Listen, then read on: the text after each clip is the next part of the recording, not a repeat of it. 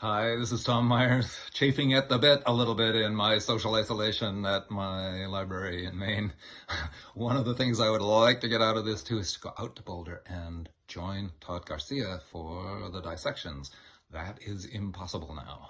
And so what is impossible for us makes something else possible for you, which is we're going to do a dissection live stream. We've done a couple of these already. It is an amazing, I will tell you, even that I'm participating in it, it is an amazing experience. It's not the same as being in a dissection class, but you are instead, it's something different, which is new and valid in its own right, which is you're looking over the shoulder of a master dissector while the fascial layers and the fascial disposition in the body is unfolded with my commentary from my library here in Maine and Todd's commentary as he does the dissection on an untreated donor in Boulder, Colorado. I really look forward to having our live classes again, but until then, this dissection live stream, 4 days, 4 hours a day, two-hour sessions each day, I guarantee you that it will, one, be worth the money and the time that you put into it, and two, that you will learn just so much about anatomy that is just simply not available in books.